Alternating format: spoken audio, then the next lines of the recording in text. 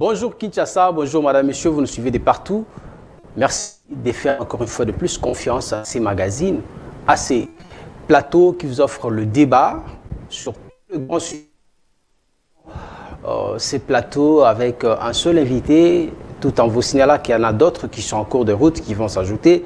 Vous le savez depuis un certain temps, l'assassinat de Chéribin Okende continue à faire parler. Il y a des réactions qui viennent de sa famille politique, mais également de la justice congolaise qui estime qu'il faut que tout le travail soit fait pour que les bonnes conclusions soient tirées.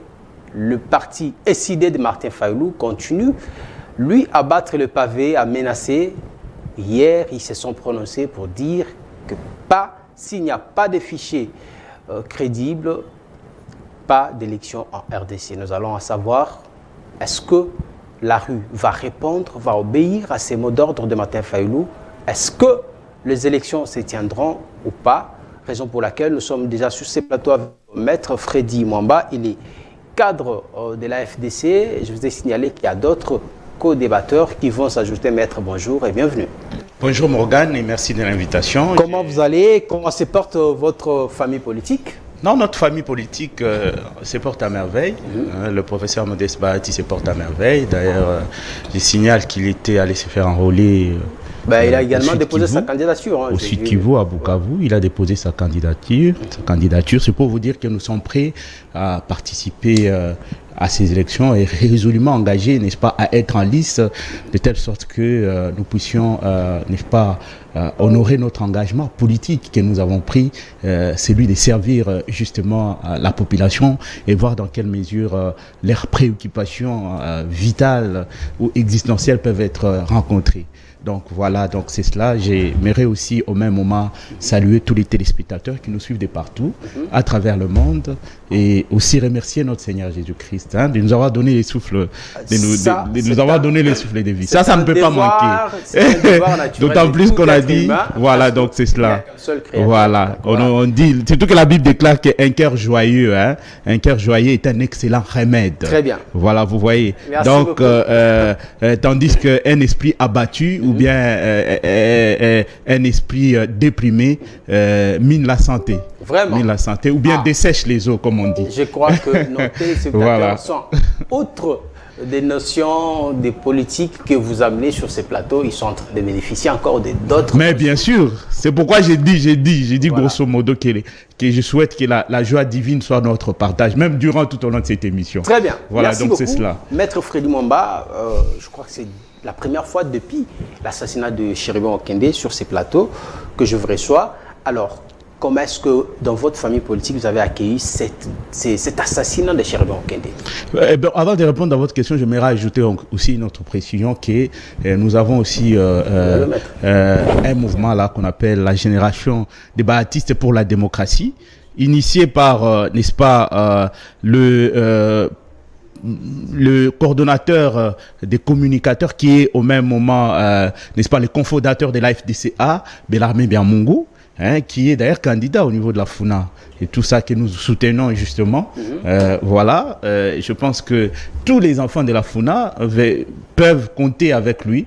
Il va postuler là-bas. Donc c'est pour vous dire que vraiment nous sommes mobilisés. C'est presque tout le monde qui est mobilisé au niveau de notre parti politique. Tous les candidats sont en train de voir en quelle mesure ils peuvent ratisser l'âge de telle sorte que nous puissions vraiment effectivement participer à cette exaltante bataille électorale. Là, c'est en rapport avec voilà. le processus électoral. Pour Chéribin. L'assassinat de Chéribin Okende, nous savons qu'il n'est pas... C'est vrai que vous étiez opposé politiquement, Mais en tant qu'humain, en tant que Congolais, comment est-ce que vous avez lu cet acte odieux que tout le monde ne cesse de condamner? C'était quoi votre lecture? Non, je pense que j'ai été personnellement ulcéré dans mon amour propre. J'étais vraiment touché de constater que l'élu national a été, n'est-ce pas, tué dans des circonstances qui sont vraiment regrettables, déplorables.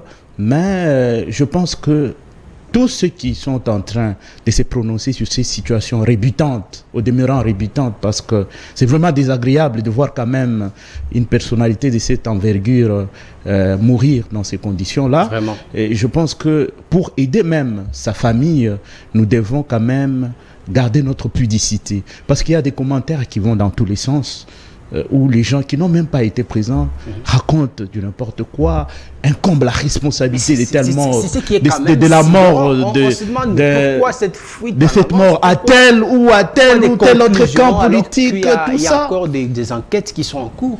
Voilà, c'est cela. Je suis même sa famille politique hier qui a fait une déclaration, son secrétaire général, le secrétaire général de son parti, j'allais dire, qui est en train de condamner l'attitude de la justice. Pour lui, il pense que les choses ne sont pas bien faites. Est-ce que, vraiment, je pense en tant qu'Africain, en tant qu'humain, l'heure est au débat? Est-ce que l'heure est aux querelles pendant qu'on n'a pas encore enterré cet élu du peuple, qui est également un Congolais, une grande personnalité dans la sphère congolaise? Bon, je pense que c'est quand même abject. Hein? Vous avez, par exemple, quelqu'un que vous prétendez aimer, qui est mort dans ces conditions-là. Vous commencez maintenant à abonder dans les déclarations et tout ça, qui peuvent même par ailleurs, probablement même impacter les investigations qui sont en train d'être faites. C'est dans l'intérêt de qui tout ça? C'est dans l'intérêt de qui? Si nous sommes préoccupés par le fait qu'il faudra qu'on puisse effectivement démêler les chevaux et savoir exactement ce qui s'est passé, moi je pense que nous devons faire les choses avec beaucoup de circonspection, avec beaucoup de retenue. C'est quand même important. Plutôt que de commencer à commenter, vous trouvez quelqu'un qui vous parle. Tout le monde est devenu finalement juriste et enquêteur. C'est ça, tout le monde a des notions sur la police scientifique, comment on fait des investigations. C'est tout le monde maintenant dans les réseaux sociaux lorsque vous suivez. Voilà. Donc c'est vraiment dommage de constater cela. Et je pense que ce que nous devons faire en ce moment, c'est de nous serrer les coudes pour permettre à ce que les enquêtes ou bien les investigations qui sont faites aboutissent et que ces investigations arrivent véritablement à clarifier les circonstances du décès des Alors, vous venez ici de déplorer ce que nous appelons couramment la gnossologie. Mais oui, bien entendu. Les gnossologues qu'on trouve sur les réseaux sociaux. Maintenant, vous avez des gens qui sont omniscients. Voilà. Une science infuse. Vous avez des gens qui sont omniscients, qui connaissent tout, qui ont une connaissance encyclopédique. Voilà. Alors, aujourd'hui, votre lecture d'abord en rapport avec le fait. Il y a ici le garde du corps qui relate le fait selon lequel il a été invité. Et c'est lui, le garde du corps, qui est allé récupérer l'invitation. Puis, à 16h, il retourne à la Cour constitutionnelle pour donner la réponse de son patron qui aurait sollicité un report par rapport à cette séance de travail qui était prévue avec le juge Loumou, Christian Loumou, Sylvain Loumou. Alors, vous, en tant que juriste, lorsque vous essayez d'analyser les faits, partant de l'invitation, de la réponse qu'il a envoyée, et puis de l'assassinat, comment est-ce que vous trouvez une analyse? C'est vrai que ça n'a rien à voir avec les enquêtes en cours, mais votre analyse par rapport à tous ces faits, jusqu'à ce que les gens ont commencé à alerter avant même, parce qu'il y a maintenant une polémique entre ceux qui ont alerté, qui auraient alerté parce qu'ils ne reconnaissent plus, qui auraient alerté avant, parce qu'on a vu le communiqué du secrétaire général de son parti, avant même 16h. Alors que, je ne sais pas, vous qui êtes juriste, vous pouvez nous dire comment est-ce que les choses peuvent se passer, même si il faut constater réellement que la personne a été enlevée, il faut attendre quel délai pour alerter? Bon, en fait, je n'ai pas vraiment pris connaissance vraiment du dossier en question, en profondeur. Tout ce que je sais, c'est qu'il y a eu plusieurs commentaires qui ont été faits dans les réseaux sociaux. Faudra-t-il véritablement se fier sur tous ces commentaires-là pour avoir une idée exacte de ce qui s'est réellement passé, je ne pense pas. Moi, ce que je suis en train d'éviter, c'est de m'avancer sur ces terrains-là, où je peux commencer à commenter des choses dont je n'ai pas la maîtrise. Parce qu'il y a des gens qui disent, non, il était arrivé là-bas à 11h. Après, non, à 11h, c'était son garde du corps. Non, j'ai dit, à 11h. Selon ce que j'ai appris par lui dire qu'ils étaient avec son garde du corps. Ils sont arrivés jusqu'à la Cour constitutionnelle. Selon ce qui se raconte. Ça, c'est à 16h, selon la version du garde du corps. Voilà, selon ce que, n'est-ce pas, le procureur a dit, qu'il a dit. Vous comprenez? Qu'ils sont arrivés, c'est pas moi, à 11h d'abord, et pour puis récupérer l'invitation, pour récupérer en fait l'invitation, à 16h. Ensuite à 16h. Maintenant, moi je me suis dit bon, d'abord en ce qui concerne la récupération des invitations, comme vous venez de le dire, lui qui est en fait un député national, de surcroît un juriste, parce qu'il faut le dire, c'est quand même un intellectuel avéré, c'est le cas de le dire. C'est quelqu'un qui a quand même fait aussi ses preuves. Nous avons suivi, c'était vraiment qui avait une verve oratoire, voilà, une verve oratoire qui même dans ses prestations, il a toujours qui met un peu d'accord presque tout le monde, très bien. Dont les qualités intellectuelles ne sont pas à remettre en cause. Voilà, je pense que cette personnalité, prendre son garde du corps, les laisser partir avec une lettre aussi sensible comme ça, parce que comme vous le savez bien, c'est quand même confidentiel. C'est quand même confidentiel, cette lettre-là. C'est une lettre très sensible parce que, comme vous le savez, c'est même pas géré au niveau de l'administration. On vous parle d'un juge qui s'appelle, je crois, Christian Loumou. Sylvain Loumou. Et Sylvain Loumou. Christian Loumou. Sylvain Loumou, c'est un avocat. C'est un avocat avant d'aller. C'est quand même un grand avocat aussi avant d'aller au niveau de la Cour constitutionnelle. Ça veut dire que c'est quand même quelque chose de confidentiel. C'est comme ça qu'il y avait en fait une communication entre le juge et en fait les ministres. Moi, j'aurais souhaité assez que bon, parce que pour le moment, on ne se limite qu'à faire des hypothèses. Qui ne servent même à rien, des hypothèses même, je peux dire inexpédientes, parce que nous avons déjà perdu, un grand temps. Que voulez-vous? Mais on fait quand même des hypothèses. On fait quand même des hypothèses. Moi, je me dis, mais rendre justice pourquoi avait-il pris l'option d'envoyer, par exemple, son garde du corps? Mais c'est ça que moi aussi je trouve bizarre. Au lieu de sortir de lui-même, c'est quand même confidentiel. Est-ce que c'était important que ce garde du corps prenne une lettre là et entrer avec ça de surcroît un capitaine? C'est ce qu'on nous dit. On nous dit qu'il s'agit d'un capitaine qui laisse de surcroît une arme. Il laisse une arme dans le véhicule.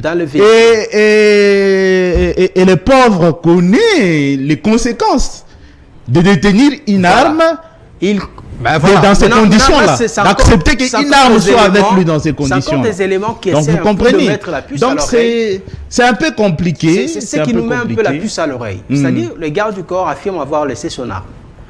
Et lorsqu'on au lieu d'aller faire consigner ça, voilà. Vous comprenez? Généralement, même ici chez vous, vous savez que les conclusions, si j'avais par exemple, quelqu'un qui me gardait, il allait venir avec son arme, il fait consigner ça ici. Ça, oui. Et puis c'est la procédure normale légale. En fait. Il accède. Et aussi, je pense que ça sera aussi une leçon pour les acteurs politiques. Que nous sommes. Surtout par exemple, j'occupe par exemple un poste important. On met à ma disposition une garde. Mais est-ce que je veux prendre cette garde-là qu'on a mis à ma disposition, ou bien une garde rapprochée ou quoi, et je la transforme aussi en garçon de course? Je ne crois pas, c'est ça aussi. Je crois que ça sera une leçon. Déjà, le premier. Vous pouvez avoir un assistant, c'est quand même important. Selon les aussi. Premières informations. On ne sait pas, on ne peut pas commencer seulement à commenter sur des choses que nous ne savons pas, mais c'est quand même aussi surréaliste de constater que des personnes aussi quand même avisées comme ça. Et selon la communication de... Bon, nous sommes des humains, ça peut arriver. Selon la communication du procureur, peut-être des fautes qui peuvent nous arriver aussi. C'est cette arme retrouvée à côté de Chériben Okende qui l'aurait abattu.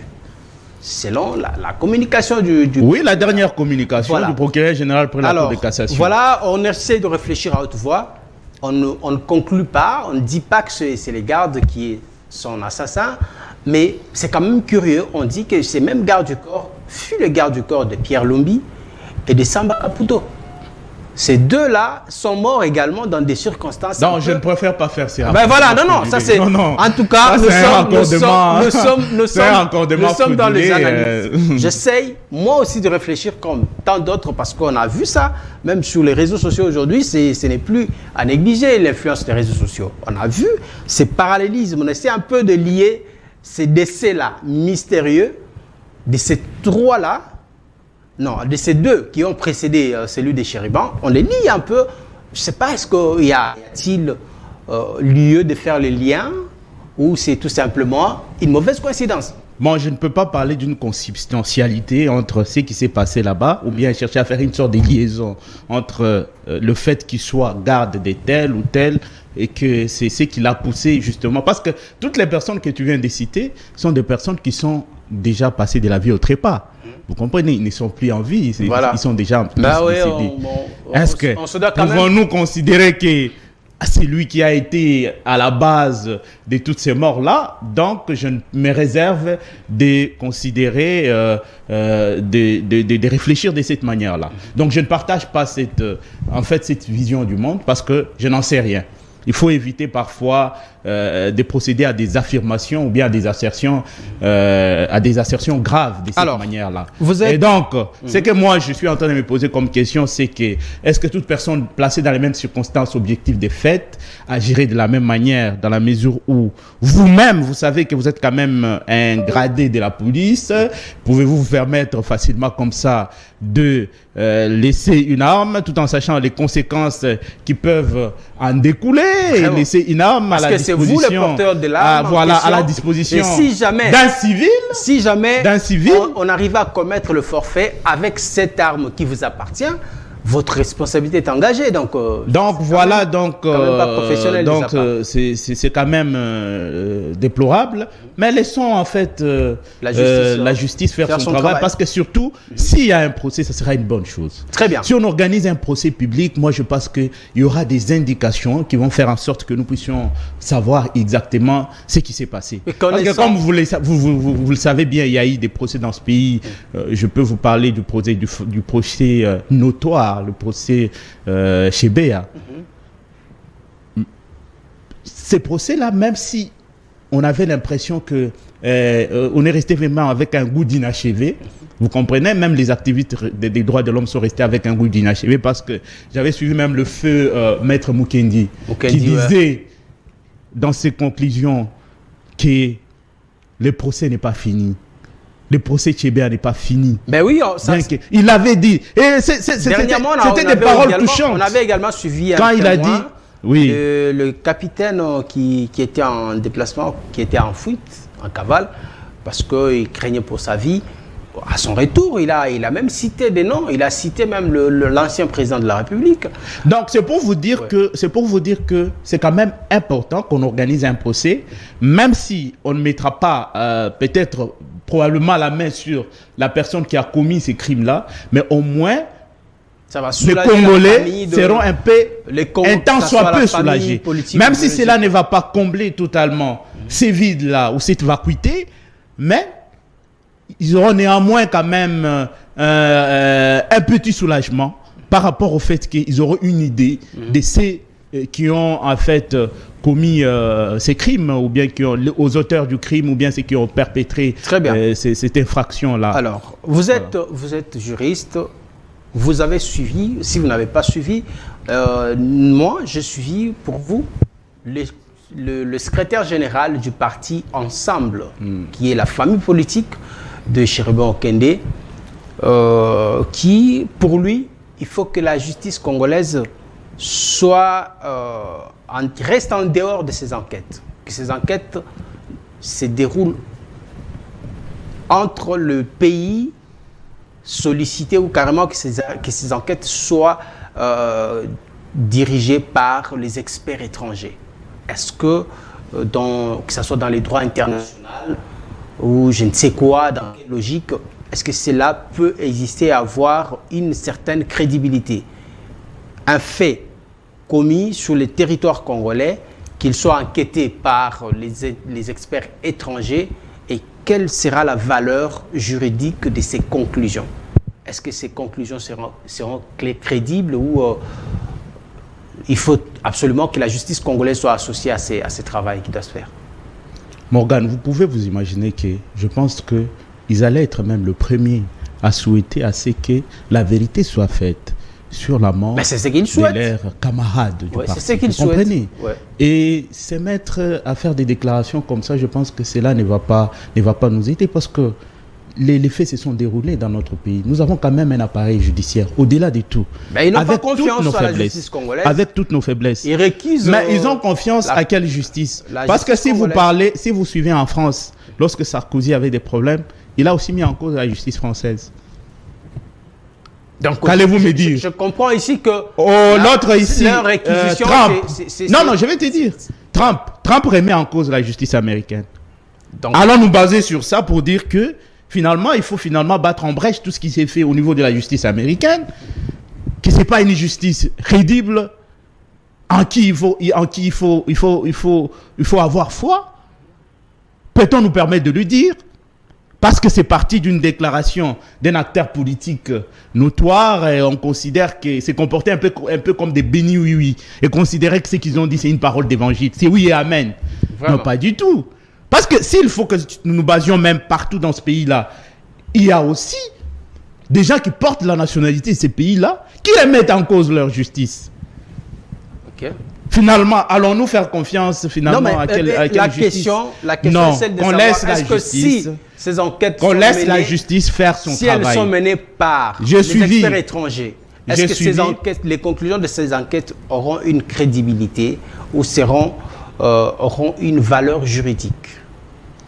Vous avez suivi le procureur général vous dire que même la réquisition à experts qui a été faite, par exemple, que ce soit la police scientifique ou bien, je ne sais pas moi, les médecins légistes et tout ça là, si jusqu'à présent on n'arrive pas à nous donner quelques éléments en rapport avec cela, c'est parce qu'on estime qu'ils doivent d'abord travailler. On n'a même pas encore donné les go à proprement parler, parce que si on manipule les corps uniquement par nos médecins légistes, peut-être que les gens vont se dire non, c'est pas crédible, parce que comme vous le savez bien, vous savez, si nous-mêmes nous n'avons pas confiance en nos propres institutions, nous disons que notre appareil judiciaire est totalement lézardé et qu'il n'y a pas moyen de faire confiance à cet appareil judiciaire. Parce qu'il ne faut pas qu'on confonde. On cherche à faire un lien entre ce que le président de la République avait dit avec ce qui se passe au niveau de la justice. Ça, c'est vraiment... il s'arc-boute sur ça. Déclencheur. Il s'arc-boute sur ça pour dire nous ne pouvons pas faire confiance à cette justice. Non, mais moi je pense que c'est quand même des intellectuels. Si nous avons une justice qui fonctionne, mais ce n'est pas pour autant qu'au sein de cette justice-là, il y a des faiblesses que nous pouvons relever. C'est une justice qui acquise, certes, des faiblesses, mais ce n'est pas pour autant dire que sur toute la ligne, notre justice est véritablement... Il faut toujours battre en brèche tout ce qui s'est fait au niveau de notre justice sur toute la ligne. Pas du tout. L'effort qui doit être fait, qui doit être mené de concert, c'est de faire en sorte que toutes ces brebis galeuses-là soient mises de côté, de telle sorte que notre justice fonctionne normalement. Je crois que même au sein de notre justice, on a réactivé encore les chambres disciplinaires pour commencer, n'est-ce pas, à sanctionner, n'est-ce pas, administrativement les magistrats, tous les magistrats véreux là, les magistrats cupides, tout ça. Donc ça veut dire qu'il y a des efforts qui sont en train d'être menés, qui peuvent faire en sorte que ce soit des justiciables, que les justiciables puissent encore renouer véritablement avec, renouer la confiance avec, n'est-ce pas, notre appareil judiciaire. Nous n'avons que cet appareil judiciaire. Qu'est-ce qui vous dit que ce qui sera fait par... On suit parfois, vous suivez, je crois, des documentaires qu'on appelle enquête impossible. C'est-à-dire qu'il y a aussi des dossiers qui n'aboutissent pas. Voilà. À l'étranger, vous avez la justice française qui est en train de débattre d'une question, qui est en train de mener des investigations sur une affaire, mais qui n'aboutit pas aussi. Donc, c'est pas une spécialité congolaise. Non, mais je vous dis que la perfection relève de la divinité. Nous sommes des êtres humains, mon cher ami. Nous sommes des êtres humains. Absolument. Et donc, de là à considérer qu'il faut... Au moins, on doit arriver à des pistes qui montrent réellement qu'il y a eu des forfaits qui ont été commis, et que les responsables peuvent... Ils ont demandé à ce qu'on puisse ouvrir ces enquêtes, à des experts internationaux, aux autres, pour qu'ils participent. C'est ce qui a été fait, justement. Vous avez suivi le procureur. D'ailleurs, il a dit qu'on a associé le gouvernement sud-africain, on a associé aussi le gouvernement belge. Finalement, s'il faut que chaque Congolais dise, il ne faut pas appeler les Belges, il faut appeler les Américains, il faut appeler les Britanniques, il faut appeler, finalement, on va appeler combien de pays? Non, mais on va appeler combien de pays? Ça sera finalement des l'imbroglio, de la cacophonie. Voilà. Nous sommes dans un Far West ou quoi? Mais au moins, ce que nous souhaitons tous, c'est que la justice fasse ses travail. Que la justice fasse son travail. La mémoire de l'illustre disparu soit honorée, même si... il ne reviendra plus à la vie, mais au moins que ces enfants soient contents de voir que les auteurs du décès de leur père, de l'assassinat de leur père, ont été appréhendés, jugés et condamnés selon les lois en vigueur dans notre pays. Donc je crois que ça, c'est le vœu de tous. Ce qui est important, c'est que pour le moment, on a été des suspects. Je crois que le procureur l'a dit. Ouais, le garde du corps. Le premier suspect a été le garde du corps. Il y a eu les chauffeurs qui ont été ici arrêtés. Et puis d'autres personnes qui n'a pas citées. Parce que c'est important, lorsqu'il y a des enquêtes qui se poursuivent comme ça, qui sont menées, qu'on donne des éléments qui sont utiles. Vous comprenez? Aux médias, parce que comme vous le savez bien, les secrets aussi d'investigation. Mais la question les secrets des investigations exigent est-ce que la justice, la manière dont cette justice commence à communiquer, est-ce que ça cache quelque chose ou c'est tout simplement une logique normale? Pourquoi est-ce qu'on sent la justice s'agiter? Non, mais il faut qu'on nous dise. Avant de dire ça, déjà, ça fait 2 fois que la justice il faut qu'on nous dise quel est l'article. On a fait entorse à quel article? Non, mais on demande parce que... le faisant. Depuis, ça n'a jamais été le cas, en fait. On a fait entorse à cette... non, ce qu'on veut savoir, c'est que ça sort un peu de l'ordinaire. Violer les secrets d'instruction. Je comprends parce qu'on dit non, les secrets d'instruction ont été violés. On viole les secrets on peut parler de la violation du secret d'instruction lorsque, par exemple, il se pointe là-bas avec des PV, avec les éléments du dossier ou bien avec les pièces du dossier. Il commence à dire, voilà, quand on a interrogé les chauffeurs, voilà ce qu'il a dit. Voilà, quand on a interrogé l'autre, voilà ce qu'il a dit. Non, mais il a tout avec les procès-verbaux de ces gens-là. Les chauffeurs, ce qui n'est pas le cas. Ne permet pas que nous fassions le travail, parce qu'il est hésitant dans ses propos. Il donne des propos qui ne convainc pas. D'où vous tirez toutes ces informations-là? Nous avons suivi la communication du procureur du PG près la Cour de cassation, qu'est-ce que j'ai dit, des cours constitutionnels. Bon, ça, ce sont des éléments utiles qu'il donne, qui peuvent nous permettre tout simplement d'éviter de faire des spéculations.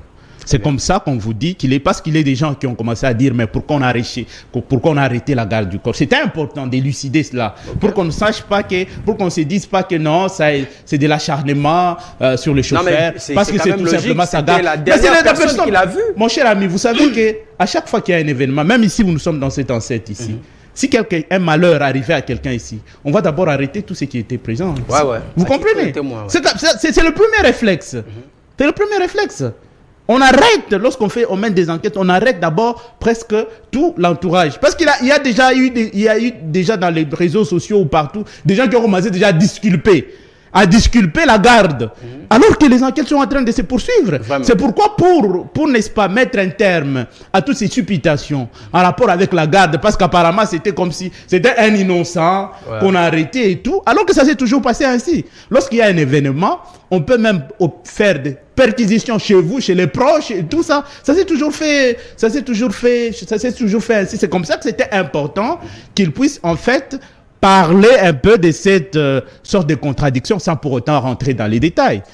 Lorsque quelqu'un vous dit, il dit une chose et puis après il fait comme s'il s'est contredit, tout ça, il ne vous donne pas, il n'est pas entré véritablement dans, vraiment, il n'est pas allé en profondeur, en rapport avec ce qui a été repris dans les procès verbaux, dans le PV d'audition. Okay. Donc voilà, c'est ça. Donc il a donné les éléments utiles. Le processus. Évitons de... Voilà. Non, dire les choses. Limitons-nous à ce qu'on nous donne comme information, c'est bien, pour permettre à ce que la vérité soit révélée. Que la vérité soit mise au grand jour, de telle sorte que les populations congolaises, qui sont en fait préoccupées, préoccupé de voir ces députés nationaux mourir dans ces conditions-là. Donc ça a offusqué presque tout le monde, ça a gêné presque tout le monde. C'est comme ça que c'est important et je crois que même les autorités ont pris la mesure de la délicatesse de la situation et sont en train de faire en sorte que véritablement ces enquêtes puissent se dérouler, qu'on puisse procéder, qu'on puisse passer pratiquement à la moulinette les déplacements de l'honorable ces jours-là et savoir il était avec qui et tout ça et permettre à ce qu'on sache exactement ce qui s'est passé. Et je reste convaincu que lorsqu'il y aura procès, nous allons savoir exactement ce qui s'est passé et les Congolais seront en fait pratiquement au courant veuillez entrer, on est en direct, entrez s'il vous plaît. De ce qui s'est passé. Veuillez vous installer. Donc c'est cela. Donc, évitons de politiser tout l'appareil judiciaire dans notre pays. C'est nous qui jetons l'anathème sur cet appareil judiciaire et nous décourageons même nos juges et les autres. Ça, c'est ce qui n'est pas une bonne chose. Ici, ça n'a rien à voir avec ce que le président de la République avait dit. Parce que c'est ce que le président de la République a dit, rentre dans l'ordre normal des choses. Même vous, si vous constatez qu'il y a ça ne va pas, vous pouvez aussi les relever. Nous avons affaire à un président de la République qui est de bon compte, qui dit la vérité, qui est sincère. On essaie de faire le lien parce que c'est après cette déclaration qu'on a vu, en tout cas, ces arrestations, on a vu ces interpellations et puis l'enlèvement. Ça, ce sont les oiseaux de mauvais augure qui veulent brouiller les pistes. L'enlèvement, puis l'assassinat. C'est des oiseaux de mauvais augure qui veulent brouiller les pistes. Bonjour et bienvenue. Je signale que vous étiez déjà excusé. Vous aviez signalé que vous serez en retard. Aujourd'hui, c'était les dépôts des candidatures dans votre parti. Oui. Alors, merci, vous êtes venu nous trouver en train de parler de cet assassinat de Chéribin Okende. C'est monsieur que vous avez connu, même si pas personnellement, mais vous l'avez quand même connu en tant que député national, ministre honoraire de transport et voies de communication. Comment est-ce que vous avez accueilli, comment est-ce que l'AVC a accueilli le décès de l'assassinat, il faut parler de l'assassinat de Chéribin Okende? C'est toujours avec une grande tristesse quand on perd un proche, un être humain, même si on ne l'a pas fréquenté de manière familière. Nous avons accueilli ça, comme je l'ai dit, avec tristesse. Nous avons adressé nos condoléances à sa famille biologique et nous compatissons à leur douleur. Alors, on a suivi, les commentaires vont dans tous les sens, surtout la famille politique de Chéribin Okende essaye de faire le lien entre ce qui a été dit par le chef de l'État. Lorsqu'il était en Boujima, il a dit qu'il s'attaquerait à quiconque mettrait en péril la sécurité ou la sûreté de l'État. Il a dit qu'il allait s'en foutre, en fait. Il va pas tenir compte que ce soit des droits de l'homme, qu'on parle de la violation de ceci ou de cela. Il n'a des notions à recevoir de personne. Et après cela, on voit que Chéribin Okende a été d'abord enlevé, puis assassiné. Ceux qui disent cela ont-ils tort ou ils ont raison de penser que c'est Félix Tshisekedi qui commence à éliminer ses adversaires politiques? En tout cas, à ma connaissance, Chéribin Okende n'était pas une menace pour le chef de l'État. Je ne vois pas, en quoi. Non, mais c'est à vous de nous le préciser. Non, mais sa famille politique persiste. Il n'est pas.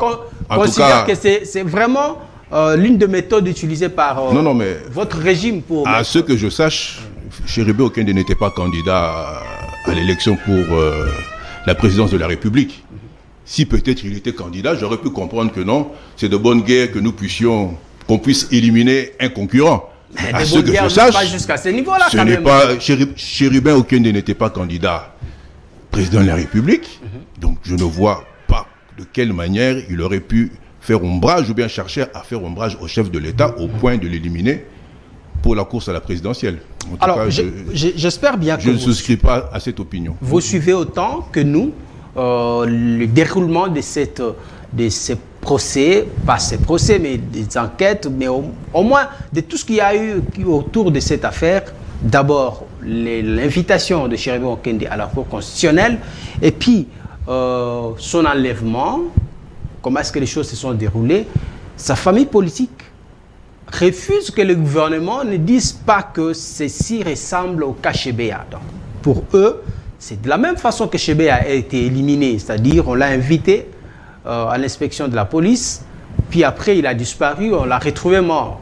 De la même façon que Chérubin a été invité par la Cour constitutionnelle, puis il a été enlevé pour être abattu après, comme on le voit aujourd'hui. Vous pensez qu'il y a le lien entre les deux? Parce que si le lien existe, c'est que c'est le régime qui a éliminé Chérubin. Enfin, pour moi, ça me paraît tout à fait absurde. Je ne vois pas comment est-ce qu'on peut... Enfin, coïncidence, s'il a été invité à venir comparaître par devant une instance publique, oui, je peux dire qu'il y a coïncidence parce que Floribert Chebeya avait été lui aussi convoqué pour se présenter. Mais la nuance, c'est que Chérubin ne s'était pas présenté physiquement. Selon les gardes, il a accompagné les gardes. Donc, on peut dire qu'il a accompagné les gardes parce que lui n'est pas descendu. C'est le garde qui est descendu pour remettre la correspondance dans laquelle Chérubin aurait souhaité que la séance de travail qui était prévue soit reportée. Oui. Alors, c'est un peu différent du cas Chebeya parce que Chebeya s'était rendu personnellement, mais Chérubin, lui, à en croire le dire du garde, s'est limité au parking, il était dans le véhicule, il n'est jamais descendu. Donc, je ne sais pas, est-ce qu'il y a le lien entre les deux? Est-ce que le travail a été fait par le régime pour l'éliminer ou c'est tout simplement une affaire qu'on cherche à habiller pour faire porter les chapeaux à l'actuelle administration? À ce stade des enquêtes, je ne saurais me prononcer pour aboutir à une conclusion selon laquelle c'est le pouvoir. Enfin, je ne sais pas. De quelle manière, sur quels paramètres vous fondez-vous pour établir cette liaison ou bien cette connexion? En tout cas, pour ma part, je n'en vois pas. Vraiment? Je n'en vois absolument pas. Ok. Alors, nous allons parler du processus électoral. Maître Freddy Mwamba, on était avec vous depuis le début de cette émission. On a essayé d'esquisser un mot par rapport au déroulement. Il y a l'opposition qui est aujourd'hui restée ferme sur sa position, c'est-à-dire Martin Fayulu. Pour lui, s'il n'y a pas de fichier crédible, pas d'élection en RDC. Donc l'article 64 sera activé. Mais on voit du côté de l'Union sacrée, c'est comme si vous ne prêtez pas oreille à ce que les autres disent en face. Comment est-ce que vous allez faire au lendemain des élections lorsque l'opposition va activer l'article 64? Non, j'aimerais quand même que tu apportes un petit correctif là. Tu dis au niveau de l'Union sacrée, on ne veut pas oui, écouter. parce que ok, donc, je vais ajouter maintenant. Nous, au niveau de l'Union sacrée, nous faisons partie j'ajoute l'élément. Nous sommes partie prenante à ces processus, au même titre que les autres. Mais l'opposition considère que ce bureau de la Cour de la CENI est un bureau de l'Union sacrée. D'ailleurs, hier, je recevais ici Benoît Ulama qui a dit que Denis Kadima serait membre biologique de la famille de monsieur le Président de la République, Félix-Antoine Tshisekedi. Donc, on considère ici que... Donc, finalement, ça devient... Voilà. Donc, ça devient finalement un débat itératif où on ne fait que répéter les mêmes choses. On revient sur les mêmes choses. Mais combien de fois... combien de fois Non, mais pourquoi combien de fois nous avons fait savoir, fait remarquer qu'il ne s'agit pas d'un bureau qui est monocolore? Combien de fois on l'a fait savoir? Vous connaissez vous-même comment ça s'est passé? Qu'est-ce qui s'est passé pour que Kadima soit là? Bon, encore que je pense que celui que vous venez de citer ici, les responsables de décider, lui ne rejette pas Kadima. Lui ne rejette pas parce qu'il considère que ce sont les confessions religieuses qui ont choisi Kadima. Mais quant à leur part, il y a eu un membre de décider. D'ailleurs, qui est au niveau de la CENI. Il y a un membre de décider au niveau de la CENI. Ils ne les reconnaissent pas. C'est votre famille. Il y a un membre de décider. Ce que nous savons, c'est qu'il y a un membre de décider qui s'est pointé. Parce que tout s'est passé au niveau de l'Assemblée nationale. En fait, vous avez aussi le président du groupe parlementaire du PPRD, Manara, qui est en fait très proche même. Tout le monde connaît les relations que Manara entretient avec le secrétaire général. Il est récusé lui aussi. Donc c'est lui qui est pratiquement son parrain même au niveau du PPRD là. Ils entretiennent des liens qui sont tout à fait solides. Alors, vous pensez qu'il s'est retrouvé là-bas par hasard? La question parce que sûrement il y a eu quelque chose qui s'est passé. Président du groupe parlementaire des surcroît.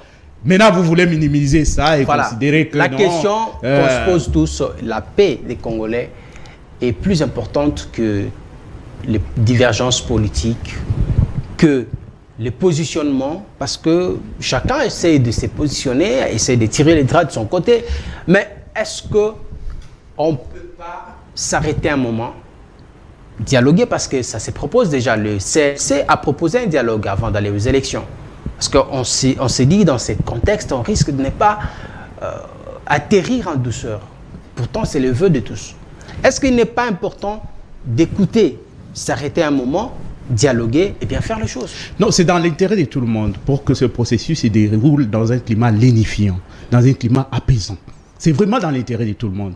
Mais comment voulez-vous que, si vous estimez que vous n'allez pas participer, parce qu'il faut aussi reconnaître que quelqu'un peut se dire que je n'ai pas de chance de passer, ça devient un peu comme une fuite en avant, un barreau d'honneur, il estime que je ne passerai pas, alors il faut que je trouve d'autres raisons pour justifier le fait que je ne veux pas être en liste, je ne veux pas participer à cette joute électorale parce que je constate que je pourrais peut-être perdre.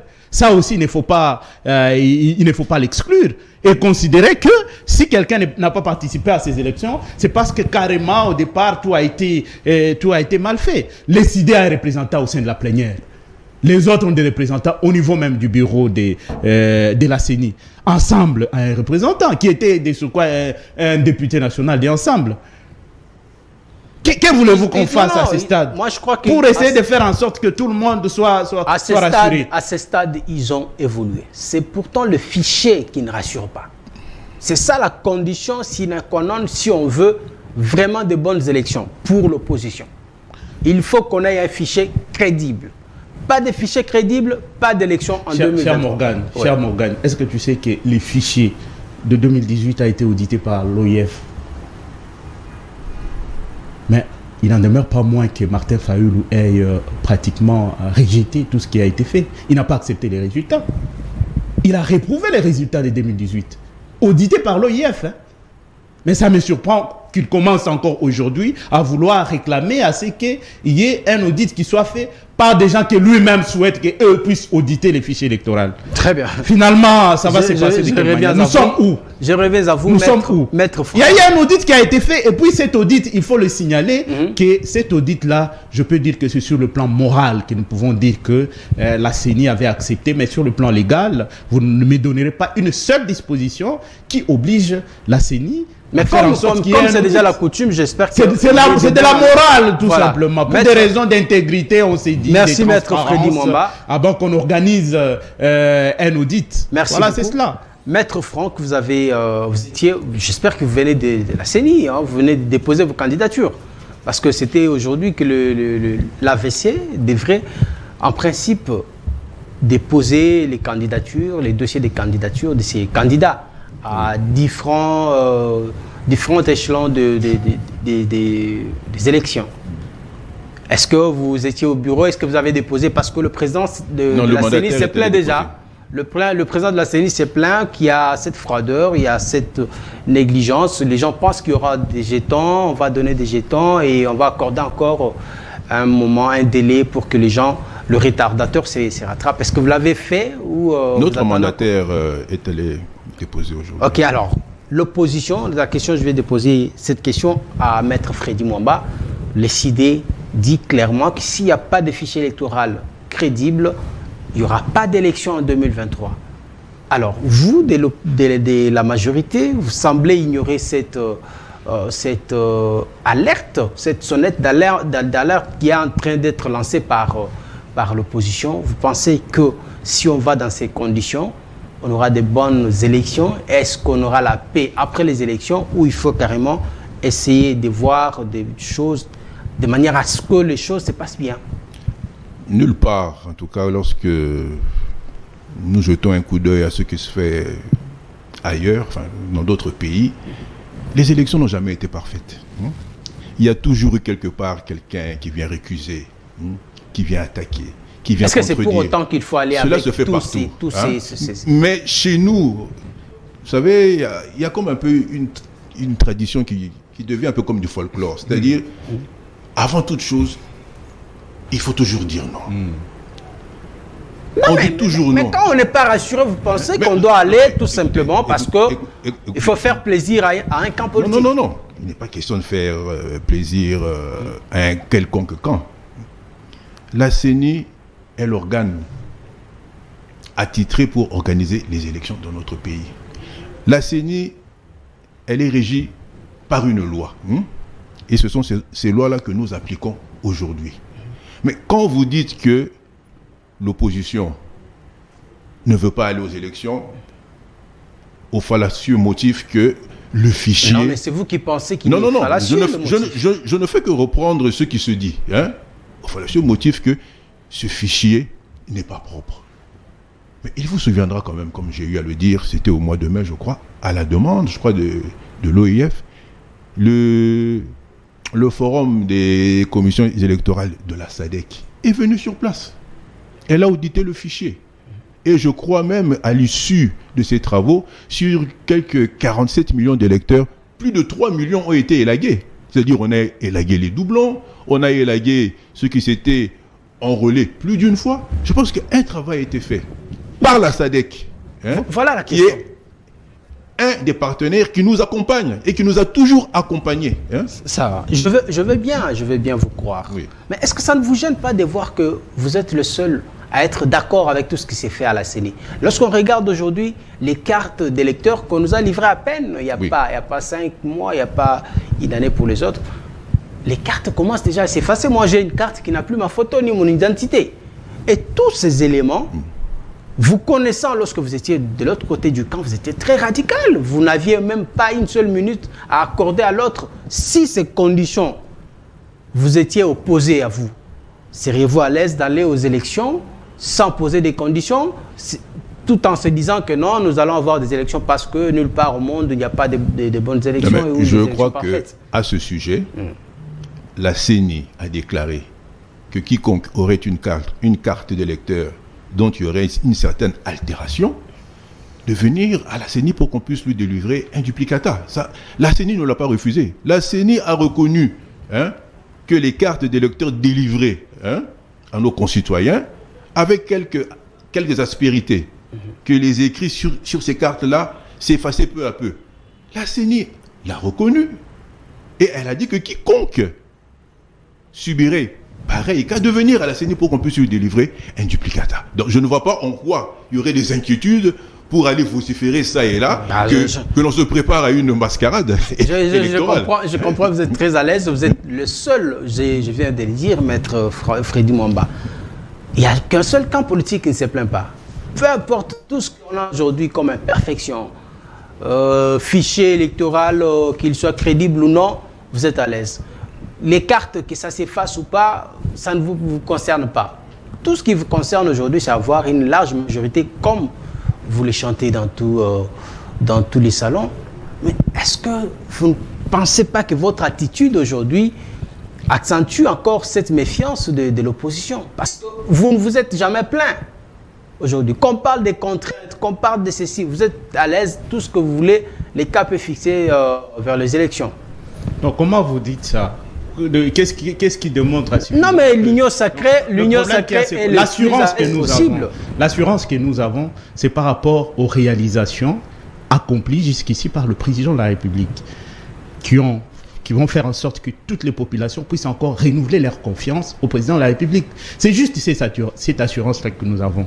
Parce qu'il faut dire que nous étions pratiquement dans les précipices. Mais le président de la République a réalisé un certain nombre de choses qui nous donnent davantage, qui nous tonifient, qui nous donnent davantage l'énergie et le courage nécessaires, qui oxygènent même tous les efforts que nous sommes en train de faire des communications ici. Parce qu'au moins, nous pouvons dire non loin même d'ici, il y a même une œuvre grandiose qui a été réalisée par le président de la République. Nous sommes loin de l'hôpital Mama Yomo. Vous savez ce qui a été dit sur l'hôpital Mama Yomo. Ça n'a rien à voir avec le fichier électoral. Un hôpital de référence. Non, c'est pour vous montrer que nous sommes prêts à pouvoir aller aux élections parce que nous avons un bilan. C'est ce qui fait que vous fermez les yeux sur tout ce voilà. Parce que nous sommes sûrs que malgré ce qui va se passer au niveau de la CENI, la population elle est vigilante, elle va veiller à ce que nos voix soient justement protégées. Voilà, c'est cette assurance que nous avons. Mais si les autres estiment qu'ils n'ont pas, par exemple, la possibilité de pouvoir haranguer des foules, de pouvoir convaincre les populations et ratisser l'âge, et partant dans ratisser l'âge, où est notre problème? Où est le problème? Non, ce n'est pas... Donc, c'est un peu ça qui demande... Et puis, il ne faut pas dire que c'est tout le monde qui... Il y a d'autres parmi eux. D'ailleurs, ça fait partie même des questions qui divisent l'opposition. Il y a pratiquement une décrépitation au niveau de l'opposition. L'opposition est fragmentée. Si vous n'êtes pas informé, je vous informe. Là, parce qu'il y en a parmi eux qui ont dit qu'ils vont aller aux élections coûte que coûte. On les a vus lors de la messe de Chéribin. Non, mais ça, c'était... Aller n'est pas aller, c'est une unité de façade. C'est une unité de façade. En tout cas, cette liberté, elle est reconnue. Pour jouer avec les apparences et tout ça, essayer de faire des mots. Dans leur texte, ils ont cette autonomie. Chacun peut prendre une position. Moi, je vous dis que la position de Martin Fayulu là ne plaît pas, par exemple, au camp de Moïse Katumbi et aux autres camps. Ça ne lui plaît pas. Alors, le fait pour lui de dire qu'il ne va pas participer. Et comme vous le savez bien, ils savent que le Messie a toujours eu un comportement, je l'ai toujours répété plusieurs fois ici, que c'est quelqu'un qui a toujours eu un comportement erratique. Il peut dire quelque chose maintenant et puis après 2 minutes, il change. Il n'est pas stable dans ses prises de position. Ça, ce sont des affirmations graves. Voilà. Martin donc, c'est ça qui il est resté fidèle à la recherche de la vérité des urnes. Jusqu'aujourd'hui, il est toujours convaincu que c'est lui le président élu. Quelle vérité des urnes? Il a perdu les élections. Là, c'est vous qui le dites. Maître Franck, il y a quelque chose. Je vais demander une photo de candidats, la photo des listes des candidats. Il y a une réalité qui est en train aujourd'hui de s'installer et de s'imposer, c'est que vous qui allez déposer vos candidatures, on voit ici d'abord, on reviendra sur le deuxième aspect de la question, mais le premier aspect, c'est que on voit des candidats qui ont pour suppléants leurs membres de famille, soit leurs fils ou encore leurs épouses. Où est la place de ces militants qui vous accompagnent? Parce que quand vous êtes au front, c'est avec ces militants. Mais quand vous allez postuler, on voit là, il y a Delis Sesanga qui est candidat à député national, mais il y a une certaine Sesanga aussi qui serait sa sœur selon les informations. S'il vous plaît, la deuxième liste où on peut voir Delis Sesanga, c'est sur cette deuxième liste qu'on voit sa suppléante. Voilà, il y a Delis Sesanga, le premier suppléant. C'est madame, il s'appelle Sesanga également. Sesanga, je ne vois pas très bien, mais c'est certainement une membre de sa famille, ou un membre de sa famille, excusez-moi.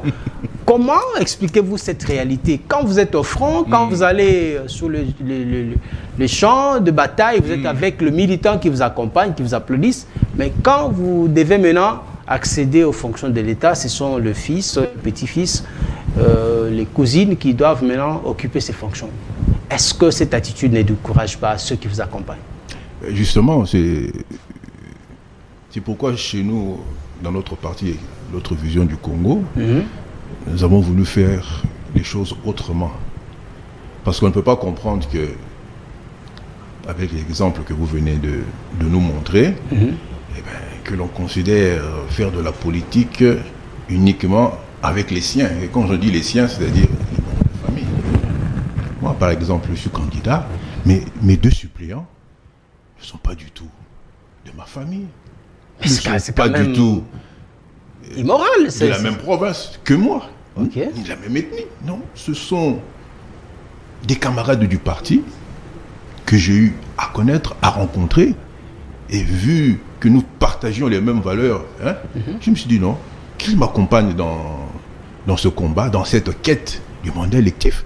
Je n'ai pas appelé mes membres de famille à venir me soutenir. Ils peuvent me soutenir lorsqu'il y a un meeting. Mais lorsque vraiment nous briguons un mandat et que nous voulons nous montrer exemplaires, qu'aujourd'hui nous faisons la politique autrement, mais voir encore que nous avons certaines pratiques rétrogrades, que l'on voudrait bannir, mais que non, devant les caméras, on montre autre chose, on montre une autre facette, mais en soi, on continue toujours avec les... Y a-t-il pas lieu aujourd'hui que la CENI interdise ce genre de pratiques? Parce qu'on en parle peut-être timidement, ça se discute dans les salons, peut-être parfois sur les plateaux de télé, mais les concernés font la sourde oreille. Quand on voit ce genre de pratiques, est-ce que ça renforce la cohésion nationale tant voulue, tant clamée? Justement, il y a eu une proposition de loi où on voulait justement bannir toutes ces pratiques. Que justement, lorsqu'on est, par par exemple, lorsque l'on brigue un mandat électif, ne pas avoir de suppléants uniquement les membres de sa famille. Hein? Il y a plusieurs innovations qui ont été proposées.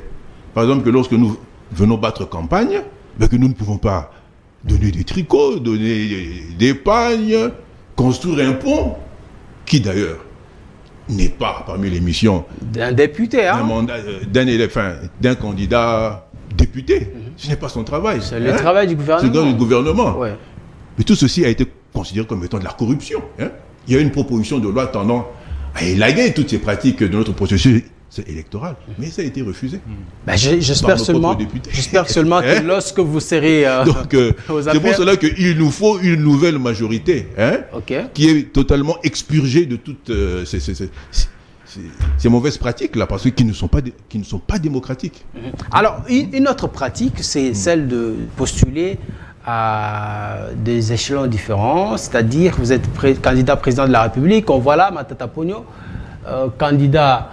Lui qui était censé être candidat président de la République, là il est candidat député national. En même temps député national, qu'est-ce que c'est là? Ça rime à quoi en fait?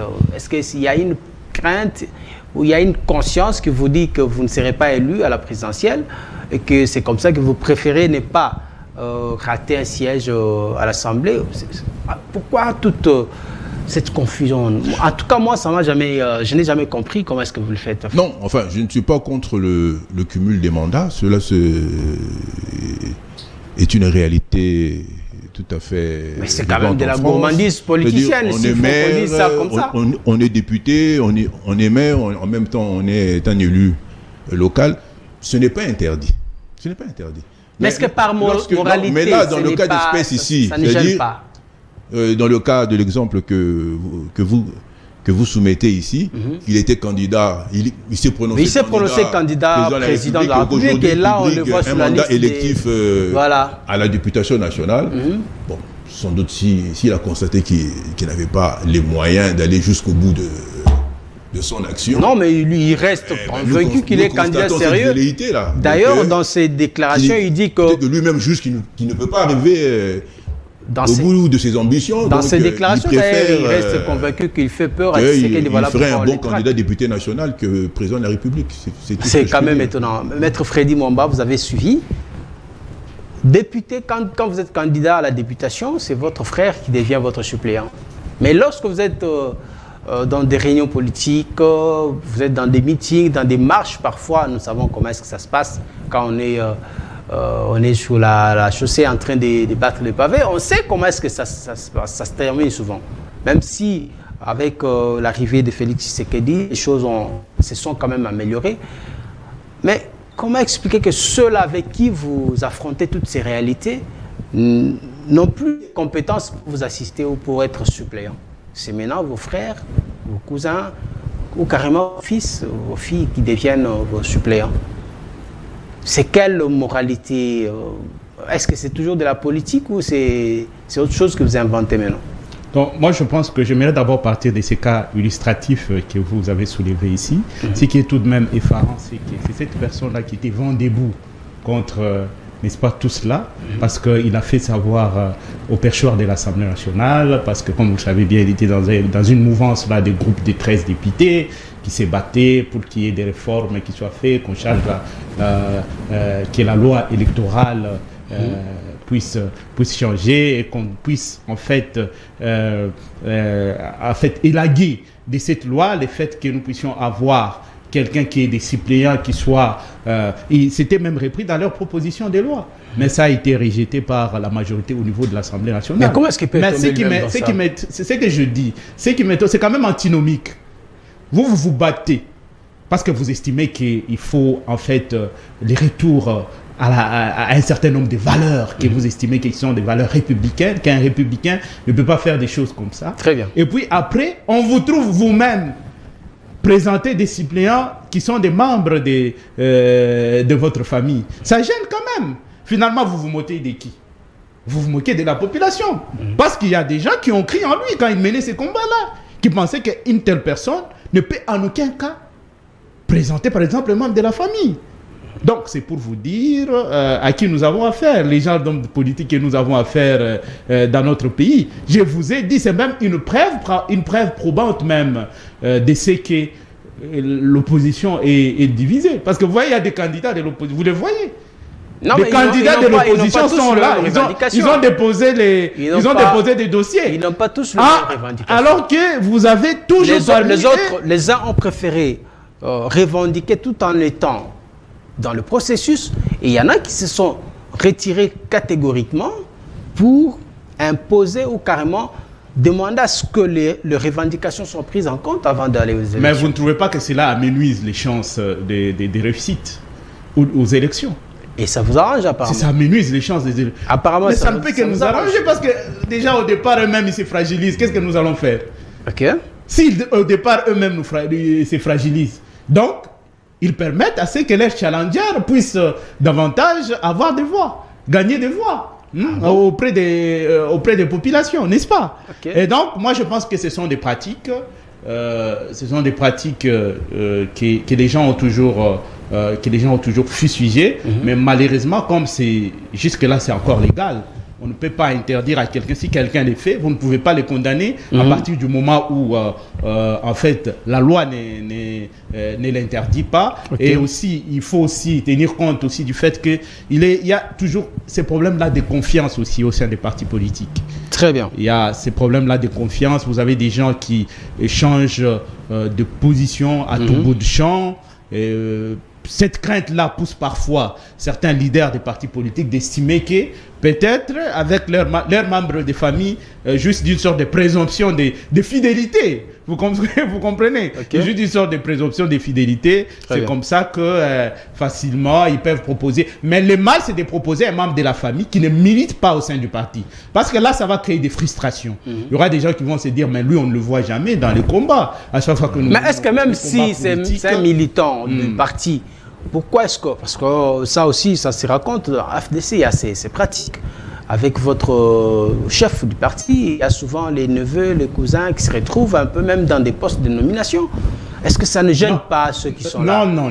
C'est ça aussi le problème. Le problème qu'il y a, c'est que vous avez au sein des partis politiques des membres des familles qui ont choisi aussi de faire de la politique, de militer auprès de leurs frères. On ne peut pas leur interdire, on ne peut pas considérer que parce qu'ils sont...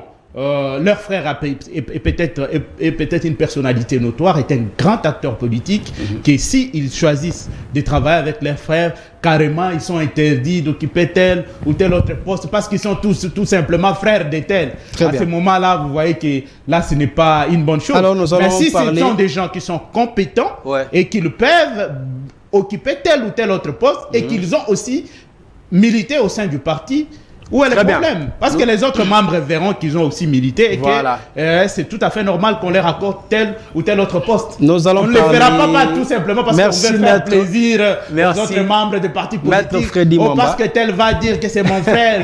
Tu vois que là, ça devient les sentiments qui jouent. Je comprends. Ce n'est plus l'objectivité, ce n'est plus rationnel. Ça vous interpelle beaucoup, mais il faut aussi en discuter même au sein de vos partis politiques pour que ces pratiques ne puissent pas vraiment léser, même si il y a des membres des familles qui sont membres des partis politiques, du même parti politique que vous, faites en sorte qu'ils se retrouvent même sur la liste d'autres camarades au lieu. Non, je vous ai dit que le mal, c'est que si ces membres de la famille tombent comme un cheveu dans la soupe, là, ça peut créer des frustrations. Très bien. Aussi. Nous allons parler de la sécurité de notre pays. Il y a 2 jours passés, on a vu un communiqué qui était un fake. Parce que selon la réaction du gouvernement rwandais, ce communiqué n'avait jamais existé.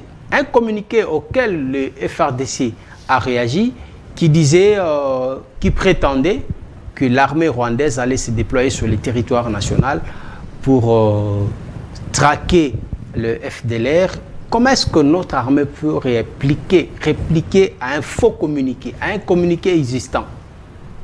Maître Franck Lassire, est-ce qu'il y a un problème au sein de notre armée au niveau de la communication, au niveau de renseignement, ou c'était fait exprès pour tout simplement provoquer? Parce que le Rwanda considère que ceci est une provocation c'est nous qui voulons plutôt agresser le Rwanda en prétextant qu'il y a un communiqué du Rwanda qui veut nous attaquer ou qui veut officialiser son agression sur notre territoire.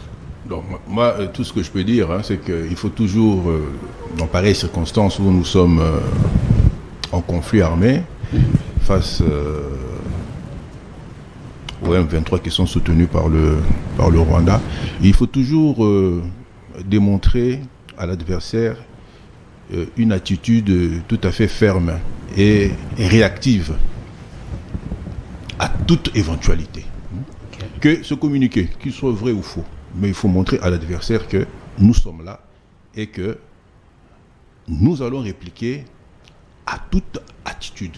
Ah bon? Comme ça, oui, cela comme ça nous montre que nous sommes vigilants et que on n'est pas en train d'être distrait et que face à toute attitude, il y aura une réaction. C'est aussi une façon de tenir l'adversaire à distance. C'est votre avis, Maître Freddy, que notre armée ait plutôt répliqué à un communiqué inexistant qui émanerait du gouvernement rwandais, qui, selon les communiqués, le gouvernement préconisait d'envoyer ses troupes sur les territoires congolais pour traquer les FDLR qui sont en train de sécuriser leur pays. Et le Rwanda considère que ça c'est une manœuvre de notre armée, de la RDC, qui veut maintenant attaquer le Rwanda, se cachant derrière ces faux communiqués qui n'ont jamais existé. Est-ce que vous êtes d'avis avec Maître Franck qui pense que c'est une bonne attitude de montrer que nous sommes prêts à toute éventualité? Mais bien sûr, pour des raisons de proactivité, parce que nous avons l'obligation d'être proactifs, que ce soit vrai ou faux, il faut qu'on démontre à suffisance nous sommes pratiquement dans les branle-bas, comme on dit, que les militaires sont en alerte et qu'ils sont disposés à pouvoir parer à toute éventualité. Très bien. Donc c'est un peu ça, c'est tout à fait normal. Il faut toujours réagir et ne rien négliger sur le plan de la défense de l'intégrité de notre territoire. Il y a un geste parce qu'il s'agit d'une armée étrangère. Moi je pense que ces communiqués-là n'apportent même pas quelque chose de nouveau. Qu'ils soient vrais ou faux, ils n'apportent pas quelque chose de nouveau parce que nous savons que l'armée rwandaise est sur notre territoire. Et le gouvernement en place met tout en œuvre pour qu'on puisse se débarrasser de toutes les armées étrangères, quelles qu'elles soient sur notre territoire. Voilà. De telle sorte qu'elles soient boutées à l'extérieur de notre territoire. Vous venez de dire quelque chose d'important. Tout le monde sait que l'armée rwandaise opère sur notre territoire. Pourquoi est-ce que la RDC tarde à déclarer la guerre au Rwanda? Et pourquoi est-ce que nous maintenons encore des relations diplomatiques avec le Rwanda? Non, mais je pense que ça, c'est vraiment sentimentaliste. Nous ne devons pas réagir un peu, avoir des réactions épidermiques. Non, mais il y a des gens qui meurent sur notre territoire, et vous le savez très bien, l'armée rwandaise est présente. Je peux vous dire que pour l'instant, il y a une guerre que vous connaissez entre l'Ukraine et la Russie. C'est pas pour autant que on a pratiquement écarté, parce que je pense que vous allez votre question va dans le sens de dire pourquoi la diplomatie. C'est ça, c'est comme ça que je comprends votre question. Je ne sais pas si vous faites allusion, c'est là. Le premier volet, c'est qu'on n'a pas déclaré. Par ricochet, vous parlez aussi de la diplomatie. Oui, je parlais aussi de la diplomatie. Pourquoi on tarde? On tarde à déclarer la guerre, mais on laisse également la diplomatie opérationnelle. C'est en fait la question qu'on se pose. Il y a des Rwandais qui viennent vendre et répartir sur notre sol.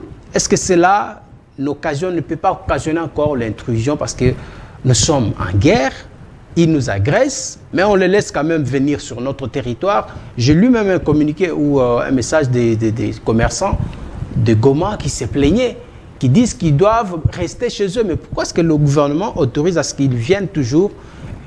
Et le gouvernement ne déclare pas la guerre. Qu'est-ce qui fait que nous soyons sur cet aspect qui n'est pas en fait intéressant pour le pays?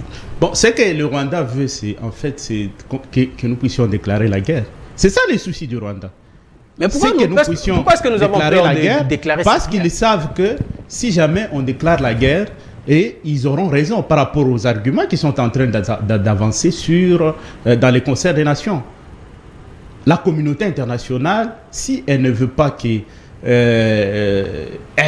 éprouve une crainte dans le sens de dire qu'il ne faudra pas que la République démocratique, parce qu'ils savent les conséquences. Si nous envahissons le Rwanda, ça sera catastrophique. parce que ce sont eux. Vous savez qu'il s'agit d'un pays qui vit sous la perfusion de la communauté internationale. Ils ont beaucoup investi au Rwanda. Donc, ils ont beaucoup investi au Rwanda. Il faut laisser les Congolais mourir parce qu'on ne veut pas léser la communauté internationale. Moi, je pense que quelque part... Non, il ne faut pas dire qu'il faut les Congolais mourir. Moi, non, mais c'est ce qu'on voit, en fait. Non, il faut y aller avec méthode. Il faut y aller avec méthode. Parce qu'il faut dire que le président de la République a trouvé aussi beaucoup de problèmes au sein de notre armée. Nous avons toujours parlé de la 5e colonne que nous fustigeons au sein de notre armée. Il faut expurger cette armée-là. Vous comprenez? Il faut enlever toutes les brebis galeuses.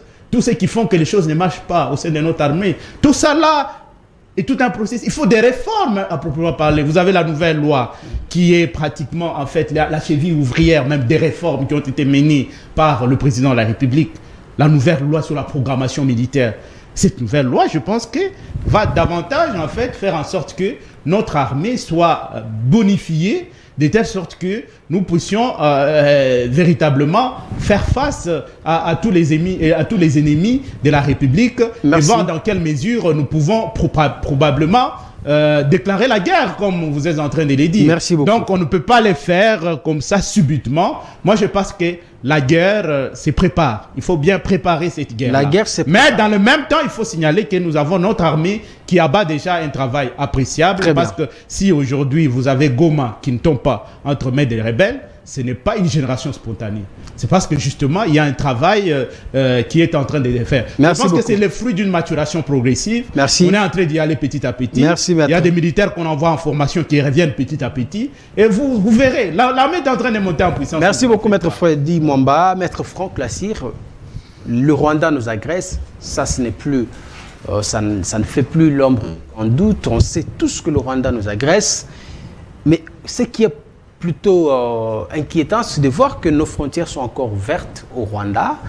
Les Rwandais peuvent entrer comme ils veulent sur notre sol, vendre tout ce qu'ils veulent, acheter tout ce qu'ils veulent et repartir. Est-ce que cette fluidité de migration ne peut pas permettre ou occasionner encore l'intrusion de certains éléments de l'armée rwandaise?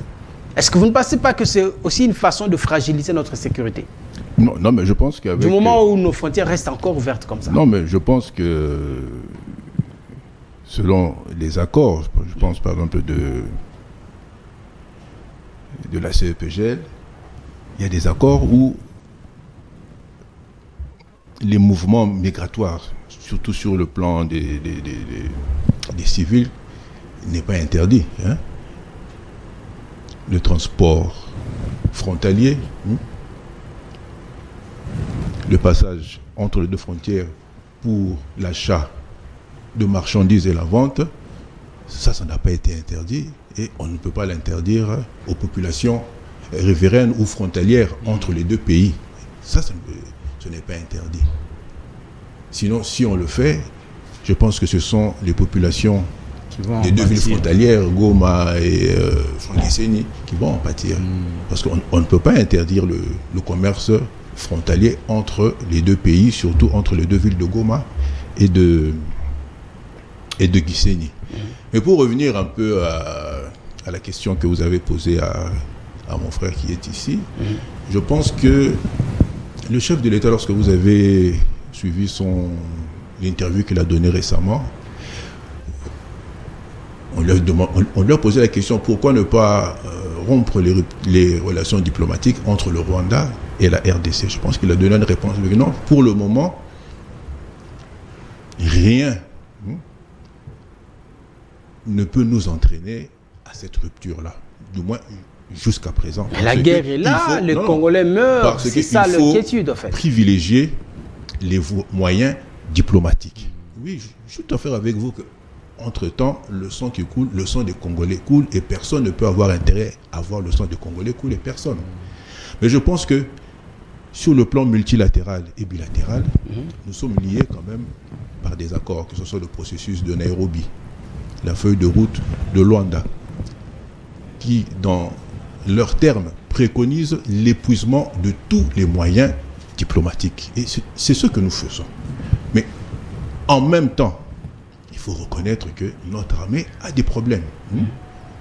Et il faut tout d'abord les régler avant d'entrevoir une quelconque C'est confrontation armée. depuis plusieurs années qu'on parle de ces problèmes. Mais oui, depuis mais toujours, on se plaint. On va le régler quand, en fait, ces problèmes. L'état actuel de notre armée, soyons réalistes, même s'il y a des progrès qui sont accomplis, avec tout ce que le chef de l'État est en train de faire, notre armée monte en puissance. Mais vous ne pouvez engager un conflit armé face à un adversaire lorsque vous avez tous les moyens en votre possession pour ouvrir ces hostilités et les gagner. Parce qu'une guerre, on ne peut l'ouvrir que dans le but de la gagner et non de la perdre. Bien sûr. Entre-temps, pour le moment, nous n'avons pas encore les moyens. C'est pour cela que le chef de l'État préconise l'épuisement de tous les moyens diplomatiques en attendant que notre armée soit dotée de tous les outils qui pourront lui permettre de faire face. Cette armée vient de bénéficier et d'inspirer une crainte. Parce que lorsque vous êtes craint, on vous respecte et vous verrez que tout ce qui se fait là va cesser. Alors, c'est jeudi déjà, le Conseil de l'Union européenne a adopté une mesure d'assistance d'un montant de 20 millions d'euros à notre armée. Et c'est là pour soutenir la 31e brigade des réactions rapides des FARDC. Est-ce que c'est un acte de charme ou on peut dire carrément que l'Union européenne a compris qu'il faut maintenant soutenir la RDC pour renforcer. Lorsqu'on sait comment est-ce que l'Union européenne, bref, toute la communauté internationale s'est toujours montrée un peu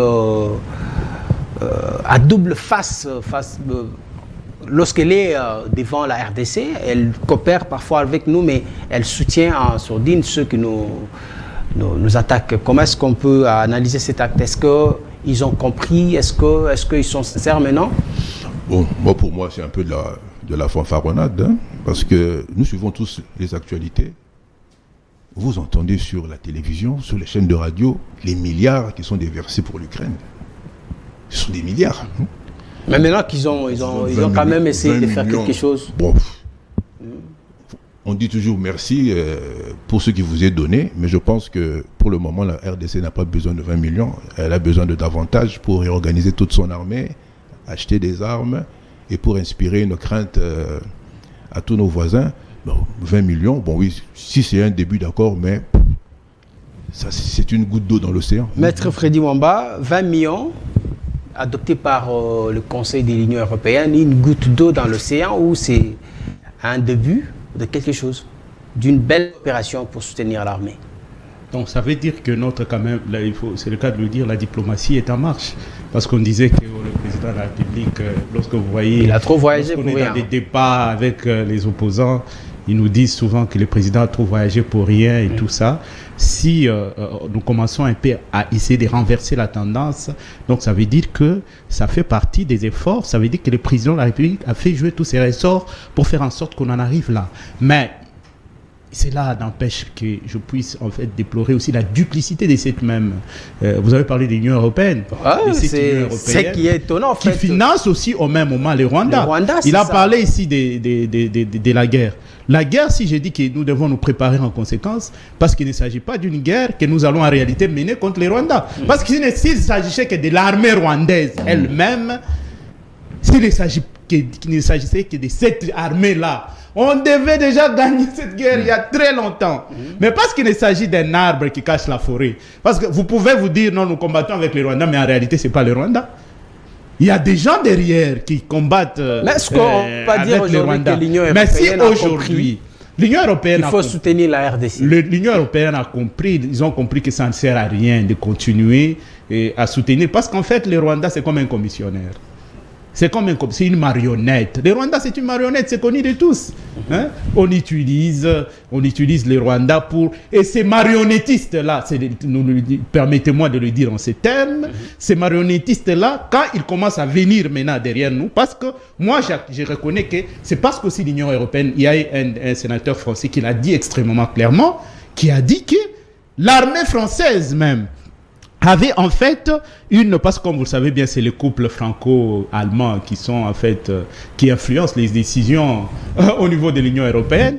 Mais l'armée française a toujours a une coopération militaire avec les Rwandais. L'armée française, en fait, a l'habitude de financer l'armée rwandaise. C'est comme ça que vous avez constaté que même le président français, lorsqu'il est venu ici, tout en sachant cela, parce que les Congolais sont très vigilants et tous les Congolais sont au courant de cela, tout en sachant que les Congolais ne sont pas très chauds avec cela, il est venu ici la nuit. Pourquoi il est venu la nuit dans ce pays? Il est venu la nuit parce qu'il sait que les Congolais ne sont pas contents tout simplement avec ce que vous aviez menacé qui l'ont menacé. Non, lui-même est conscient de ce que ce sont eux qui sont à la base de la situation d'insécurité dans la partie orientale de notre pays. On a lu des commentaires hostiles à son arrivée. C'est comme ça qu'il a préféré venir la nuit. Moi, je pense que s'ils peuvent aujourd'hui revenir à la raison et estimer qu'ils peuvent maintenant venir par la grande porte, très bien. C'est une bonne chose. Moi, j'encourage cela. Merci beaucoup. Nous allons conclure. Maître Franck Lassire, en guise de conclusion, vous avez, maintenant c'est officiel, vous êtes candidat à la FUNA, vous avez dit. Aujourd'hui, un message à tous vos sympathisants, à tous les militants des AVC, partout où ils se retrouvent, que ce soit en province ou ici à Kinshasa.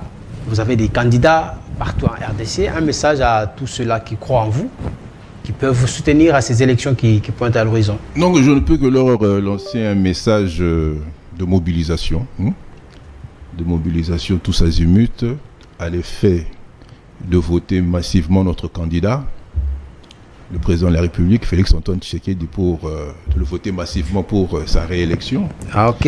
De lui donner une forte majorité au sein de l'Union sacrée, principalement au candidat député de l'autre vision du Congo, notre parti, pour que son programme,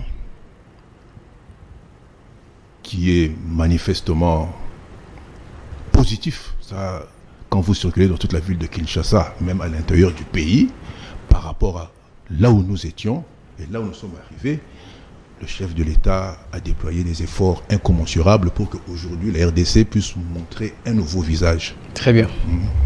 Ça, nous saluons aussi, Maître Freddy Mwamba, un dernier mot en guise de conclusion. Vous n'êtes pas candidat, n'est-ce pas?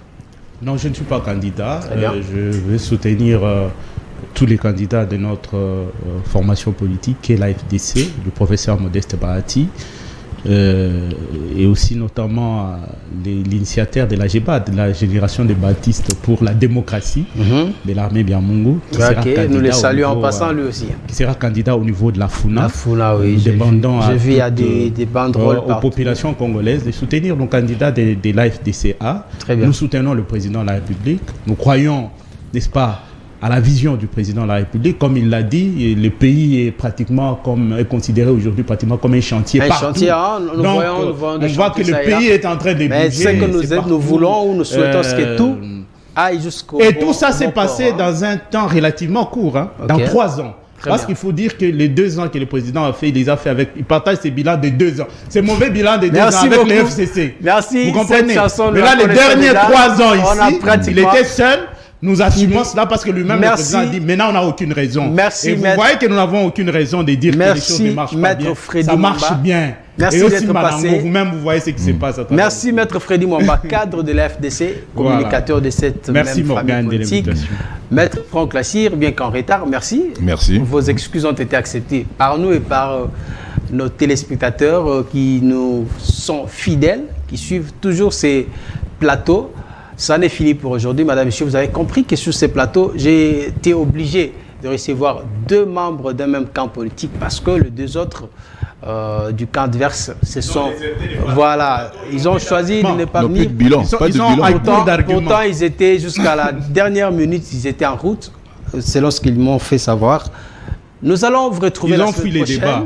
La semaine prochaine, nous serons encore là pour vous donner encore des analyses sur les sujets d'actualité qui touchent à cette population. Que la paix du Seigneur règne dans vos maisons. Nous avons commencé cette émission avec des versets bibliques, des passages bibliques. Vraiment. De la part de Maître Freddy Mwamba, qui est aussi un fidèle de la bonne nouvelle. Non, notre vie n'était qu'à sa longanimité, qu'à sa clémence. Alors, je vous prie de rester fidèles à nos programmes, restez fidèles à CSS Télévision, qui est le reflet de tout un peuple. Au revoir.